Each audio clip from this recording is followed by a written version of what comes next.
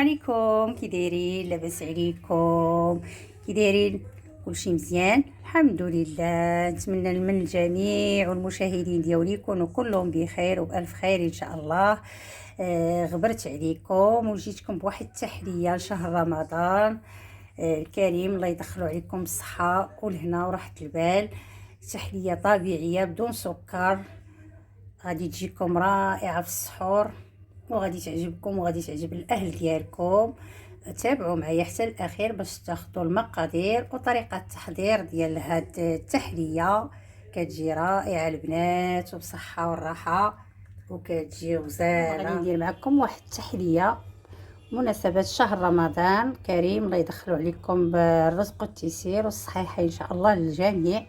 عندي هنا واحد جوج بنانات، شويه ديال اللوز، وعندي التمر، وعندي هنايا بسكوي، اي نوع من البسكوي، وعندي هنايا فلو ديال البنان فاني كتشوفوا ها هو. بغيتو ديروا كراميل ديروا. عندي هنايا غادي ندير اطرونس ديال الحليب وغادي نخلط كلشي في هذا الخلاط الكهربائي وبدون سكر البنات. ودابا درت التمر، درت هذاك البسكوي، درت كلشي. غادي ندير هنايا هذا الفلو كي كتشوفوا. سمحوا لي ماشي اطرونس ديال الحليب، نص لتر وجوج كيسان. ها هما كي كتشوفوا ما كاملش اطرون صافي. وغادي نطحن. شوفوا بعد ما طحنا الخليط ديالنا غادي نخويوه في واحد الكاسرون هكا وغادي نديرو فوق البوطه حتى يعقد. كتشوفوا دابا التحليه ديالنا بعد ما درناها فوق النار حتى ولات بهذا الشكل هذا.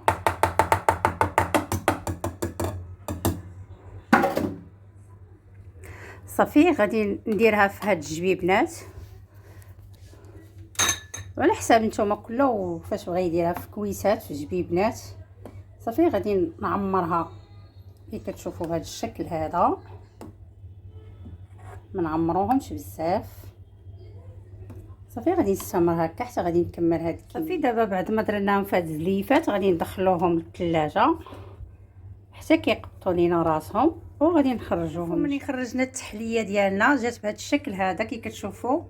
درت فيها المكسرات ودرت فيها هاد الفواكه هنايا كي كتشوفوا، جات غزاله. وتاكلوها بالصحه والراحه في شهر رمضان، تسحروا بها، كتجي غزاله وطبيعيه بدون سكر. وما تنساونيش من القليبات وما تنساونيش من اللايك والبارطاج البنات، وبصحتكم وراحتكم.